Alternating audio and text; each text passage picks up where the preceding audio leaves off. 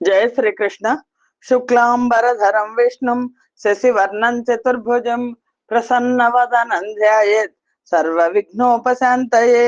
కృష్ణాయ వాసుదేవాయ దేవకీ నందనాయ చ నందగోపకుమారాయ గోవిందాయ నమో నమః.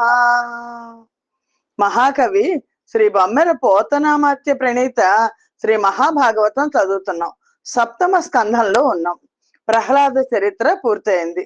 నారదుడు ధర్మరాజుకు రాజసూయ అనంతరం హిరణ్యాక్ష హిరణ్యకశిపుల జన్మ వృత్తాంతాన్ని చెప్పి ప్రహ్లాద చరిత్రని చెప్పారు.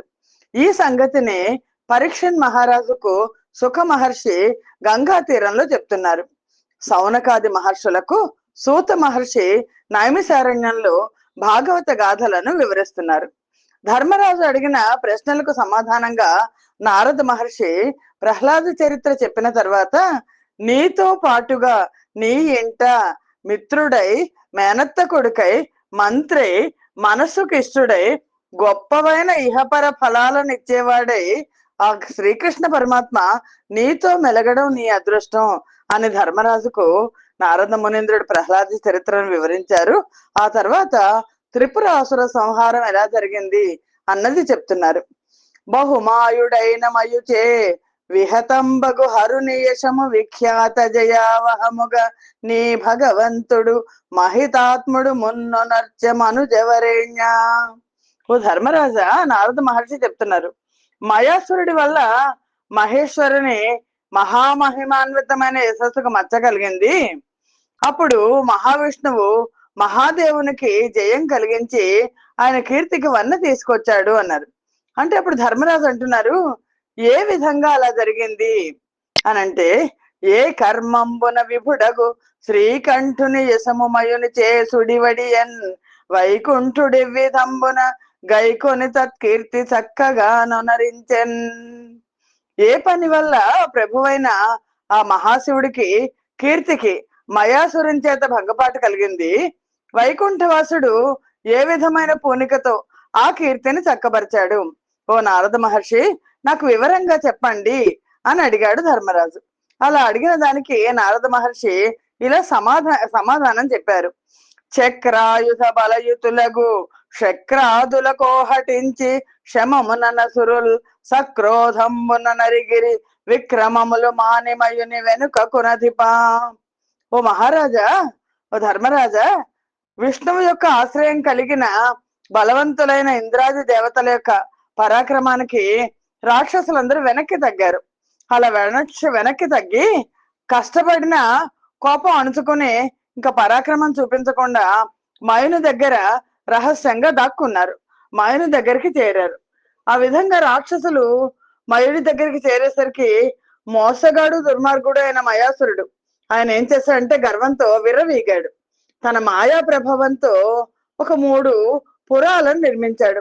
ఇనుముతో, వెండితో, బంగారంతో నిర్మించబడినటువంటి, ఎవ్వరికీ తెలియకుండా ఉండే విధంగా కఠినమైన కప్పుతో నిర్మించబడిన కోటలతో 3 పురాలను మయాసురుడు నిర్మించాడు. ఆ పురాలను రాక్షసులకు నిర్మించి ఇచ్చాడు. అవి ఇచ్చేసరికి రాక్షసులంతా వాళ్ళు దాక్కున్నారు. దేవతల నుంచి రాక్షసులంతా అందులో ప్రవేశించి యథేచ్ఛగా తిరుగుతున్నారు. పూర్వం శత్రుత్వాన్ని తలిచి మళ్ళా దేవతలతో కూడిన లోకాలను శోకాల పాలు చేసాగారు. లోకాధినాథులెల్లను శోకాతురులగుతు శరణు సొచ్చిరి దుష్టానేక విదడనాకుంఠున్ శ్రీకంఠున్ భువన భరణ చిత్తోత్కంఠున్. అప్పుడు ఈ లోకపాలకులందరూ కూడా చాలా దుఃఖాన్ని పొందారు రాక్షసుల యొక్క దుర్మార్గపు ప్రవర్తన వల్ల. అలా ఉద్వేగం పొంది నిరాటంకంగా దుష్టుల సమూహాలను అణచగలిగిన వాడు, లోకాలను కాపాడడానికి ఉత్కంఠతో నిండిన మనస్సు కలవాడైన ఆ పరమేశ్వరుణ్ణి, ఆ గరళ కంఠుణ్ణి శరణుజొచ్చారు. ఈ విధంగా సమస్త లోకాలకు ప్రభు అయిన మహేశ్వరుణ్ణి సమీపించి లోకపాలకులందరూ ఆయనకు నమస్కరించి పూజించి పద్మాల్లాంటి చేతులు జోడించి ఇలా అన్నారు.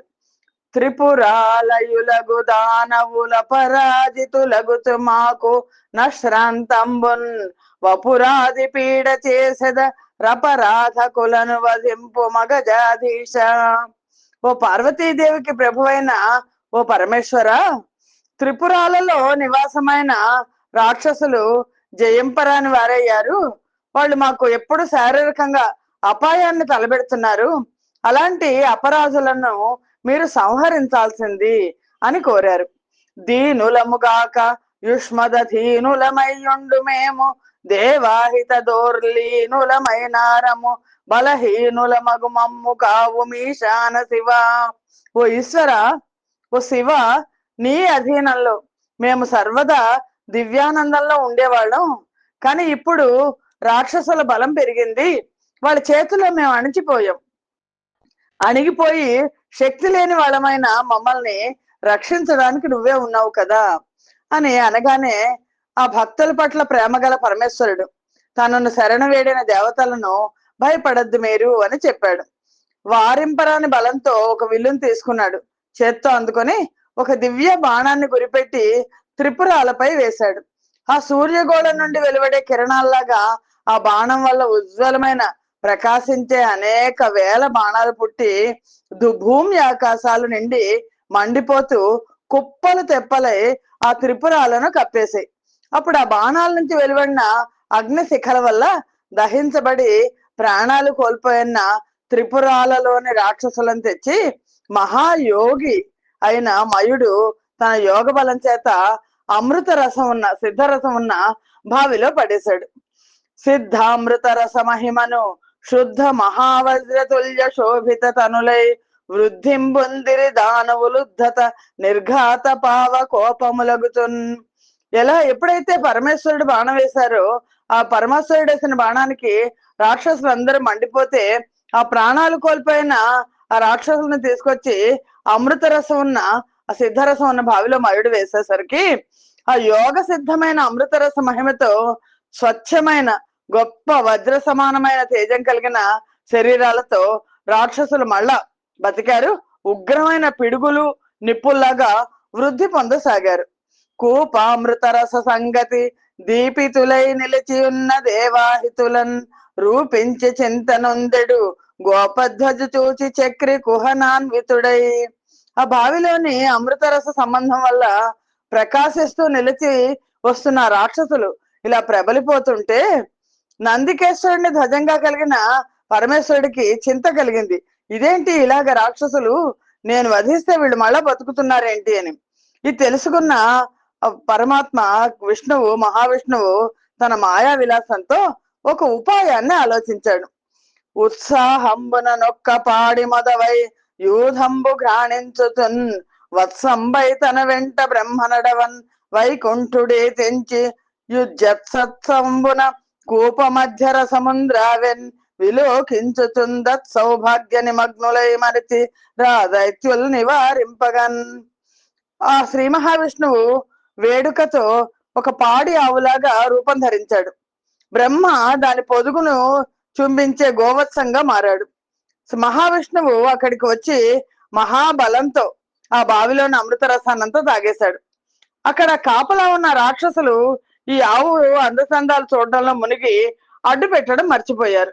అలా మర్చిపోయినప్పుడు ఈ విధంగా ఆ మహావిష్ణువు మోహపరిచే రూపంతో గోవుగా వచ్చి త్రిపురాల మధ్యనున్న బావిలోని అమృత రసం తాగడం తెలిసి దుఃఖంతో వికల మనస్కులైన ఆ బావి కాపలాదారులను చూసి యోగ సిద్ధుడైన మయుడు ఆశ్చర్యపడి విధి చేతకు విచారించి దుఃఖపడక ఇలా అన్నాడు. అమరులైన ధనుజులైనను నరులైన నెంత నిపుణులైననెవ్వరైనా దైవికార్థ చేయము తప్పింపగాలేరు వలదు ధనుజులార వగవ మనకు అని మయుడు ఇంకా మన పని అయిపోయింది అని అనుకున్నాడు. రాక్షసులారా, దేవతలైనా రాక్షసులైనా మానవులైనా ఎంత నేర్పర్లైనా ఎవరైనా సరే దైవగతి దాటలేరు, కాబట్టి మనం దుఃఖించాల్సిన అవసరం లేదు అని అన్నాడు. అలా పలికి అప్పుడు మహావిష్ణువు తన సహజ శక్తులైన ధర్మము, జ్ఞానము, విద్య, తపస్సు, విషయ వైరాగ్యం, పూర్ణత్వం, క్రియాశక్తి సామర్థ్యాల చేత పరమేశ్వరుడికి ప్రాముఖ్యతనిచ్చి రథము, సారథి, ధ్వజము, కవచము, ధనస్సు మొదలుగా ప్రధానములైన యుద్ధ సాధనాలను కల్పించి ఇస్తే ఈశ్వరుడు వాటిని తీసుకున్నాడు. తీసుకుని శరి అయి కార్ముకి అయి మహాకవచి అయి సన్నాహి అయి వాహి అయి సరథుండై సనియంతయై సబలుడై సత్కేతన ఛత్రుడై పరమేశుండొక బాణమున్ విడిచే దద్బాణానల జ్వాలలన్ బురముల్గాల చటధ్వని నభో భూమధ్యముల్ నిండగన్. అప్పుడు పరమేశ్వరుడు విలంబులు ధరించి కవచం తొడుక్కుని గుర్రాలు పోంచిన సారథి గల రథాన్ని అధిరోహించి సైన్యంతో పాటు మంచి జెండాను గొడుగును కలిగిన వాడే యుద్ధానికి ఉపక్రమించి మరో బాణం విడిచాడు. ఆ బాణం నుండి వెలువడిన అగ్నిజ్వాలలు చెలరేగాయి. ఒక్కసారిగా చట ధ్వనులతో భూమి ఆకాశాల నడుమ ప్రదేశం అంతా నిండిపోయింది. ఆ త్రిపురాలు కాలిపోయాయి. ఈ విధంగా శివుడు చొరరానివైన త్రిపురాలను అభిజిన్ ముహూర్తంలో మధ్యాహ్న సమయంలో భస్మం చేసి పడగొట్టేసరికి అమరులు, గరుడులు, గంధర్వులు, సిద్ధులు, సాధ్యులు, యక్షులు చూసి చాలా ఆనందపడ్డారు. జయ జయ ధ్వానాలు చేస్తూ పూల వర్షాన్ని కురిపించారు. ప్రజలు సంతోషించారు. బ్రహ్మాది దేవతలు పొగిడారు. అప్సరసలు నాట్యం ఆడారు. దేవతల వాద్యాలు, కాహళ, దుందుబి శబ్దాలు, మునుల వేడుకలు అధికమై చెలరేగాయి. ఆ విధంగా జనులకు మేలైన త్రిపురాసుర సంహారంతో సమస్త ప్రజలు సంతోషించారు. తృణ కణముల భంగి త్రిపురంబుల దహించి పరముడవ్యయుండు భద్రయశుడు శివుడు పద్మజాది జేగీయ మానుడై నిజ నివాసమునకు నెమ్మిజనియే. అగ్నిహోత్రుడు ఎండుగడ్డిని దహించినట్లుగా త్రిపురాలను నాశనం చేశాడు పరమేశ్వరుడు. శ్రేష్ఠుడు, ఎలాంటి వినాశనము లేనివాడు, శుభకరమైన కీర్తి గలవాడు అయిన పరమేశ్వరుడు బ్రహ్మాదుల చేత నృతించబడి నెమ్మదిగా తన కైలాసానికి చేరుకున్నాడు. ఈ విధంగా మానవ లోకంలో తన మాయాజాలాన్ని ప్రకటించే ఆ శ్రీ మహావిష్ణువు యొక్క పరాక్రమ తీరుతెన్నులు మునీశ్వర్లకు వందనీయాలై సకల లోకాలకు శుభాలనిచ్చేవిగా ఉంటాయి అని నారద మహర్షి ధర్మరాజుకు తెలియజేసి ఆ తర్వాత నారద మహర్షి ధర్మరాజుకి వర్ణాశ్రమ ధర్మాలను తెలిపారు. ఈ సంచికని ఇక్కడితో ముగిద్దాం. స్వస్తి ప్రజాభ్య పరిపాలయంతాం న్యాయేన మార్గేణ మహిమహేషాః గోబ్రాహ్మణేభ్య శుభమస్తు నిత్యం లోకా సమస్తా సుఖినో భవంతు. సర్వం శ్రీకృష్ణార్పణమస్తు. యదక్షర పదభ్రష్టం మాత్రాహీనం తు యద్భవేత్ తత్సర్వం క్షమ్యతాం దేవ. నారాయణ నమోస్తుతే. శ్రీమన్నారాయణ నమోస్తుతే. జయ శ్రీకృష్ణ.